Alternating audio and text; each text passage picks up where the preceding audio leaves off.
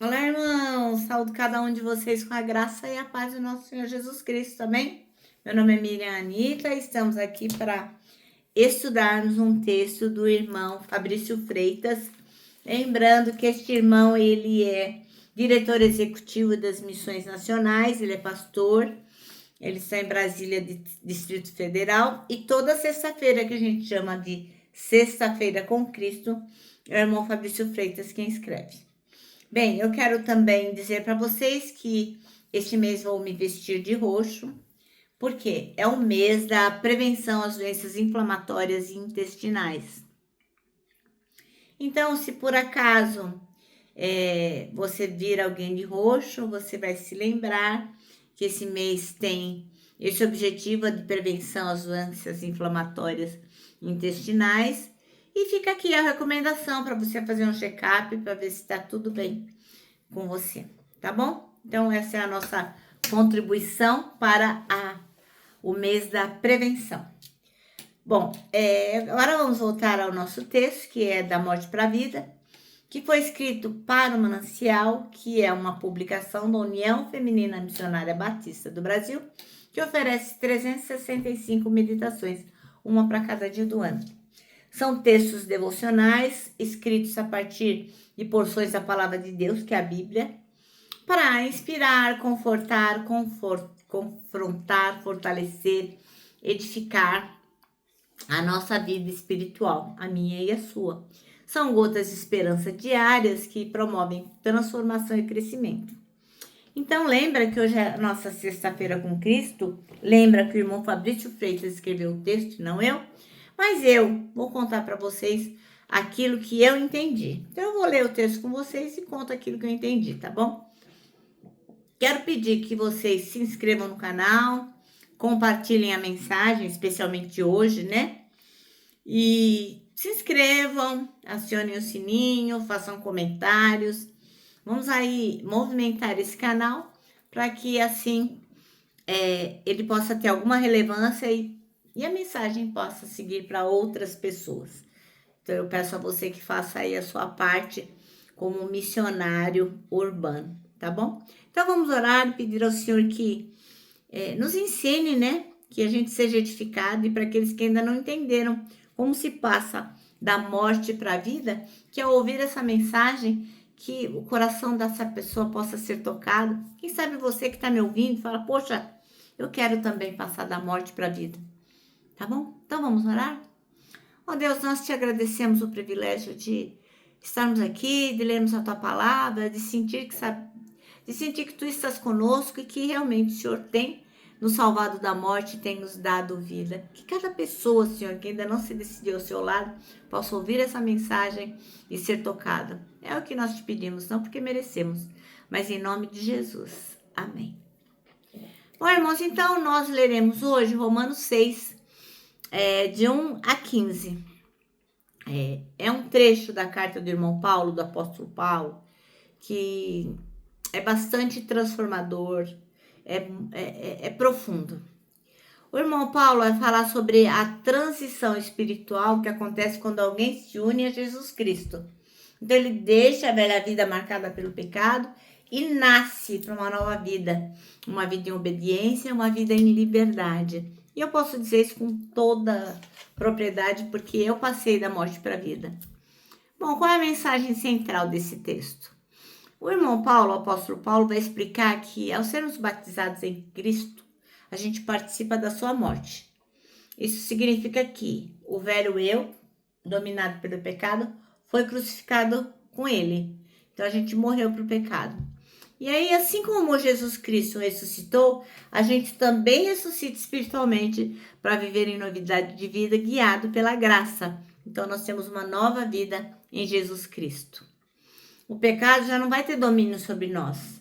Apesar de a gente muitas vezes cometermos coisas erradas, mas ele não vai dominar mais a nossa vida. Porque a gente não está mais debaixo da lei, mas a gente está debaixo da graça de Jesus Cristo. Então, isso, logicamente, isso não é uma licença para a gente sair por aí fazendo coisa errada. Mas é um chamado para a gente viver em santidade. A gente tem essa liberdade de escolha. Então, antes a gente era escravo do pecado. A gente não fazia outra coisa a não ser pecar. E agora a gente é chamado a ser servos da justiça, vivendo para Deus. Isso é maravilhoso, né? E qual que é a aplicação prática? O texto vai convidar a gente a refletir em quais áreas da nossa vida a gente está vivendo como se a gente estivesse preso ao pecado. Vai lembrar a gente também que a verdadeira liberdade não é fazer tudo que a gente quer, mas viver de acordo com a vontade de Deus que nos conduz à vida plena.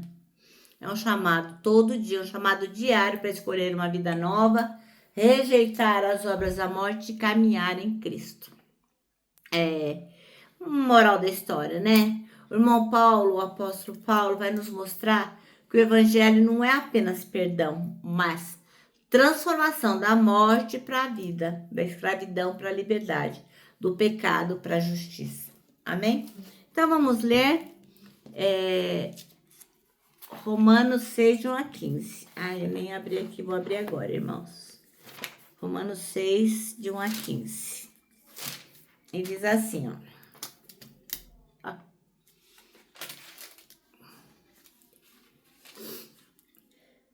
Portanto, o que vamos dizer? Será que devemos continuar vivendo no pecado para que a graça de Deus aumente ainda mais? É claro que não.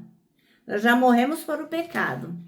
Então, como podemos continuar vivendo nele? Com certeza, vocês sabem que quando fomos batizados para ficarmos unidos com Cristo Jesus, fomos batizados para ficarmos unidos também com a sua morte. Assim, quando fomos batizados, fomos sepultados com ele por termos morrido junto com ele. E isso para que, assim como Cristo foi ressuscitado pelo poder glorioso do Pai, assim também nós vivamos uma vida nova. Pois se fomos unidos com ele por uma morte igual a dele, assim também seremos unidos com ele por uma ressurreição igual a dele. Pois sabemos que a nossa velha natureza pecadora já foi morta com Cristo na cruz, a fim de que o nosso eu pecador fosse morto, e assim não sejamos escravos do pecado. Pois quem morre fica livre do poder do pecado. Se já morremos em Cristo, cremos também que viveremos com ele. Sabemos que Cristo foi ressuscitado e nunca mais morrerá, pois a morte não tem mais poder sobre ele. A sua morte foi uma morte para o pecado e valeu de uma vez por todas. E a vida que ele vive agora é uma vida para Deus.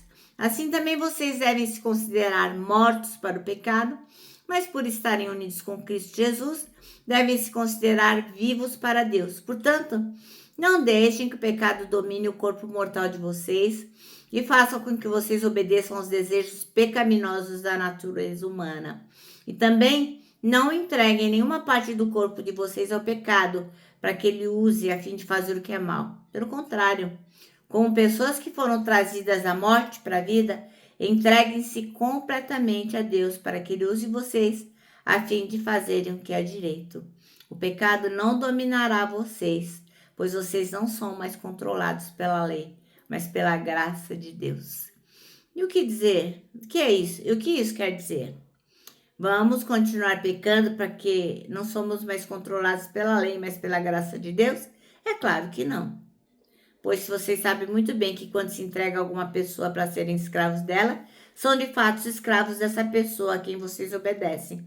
Assim sendo, vocês podem obedecer ao pecado que produz a morte ou podem obedecer a Deus e ser aceitos por ele. Amém? Bom, então o nosso texto chama-se Da Morte para a Vida.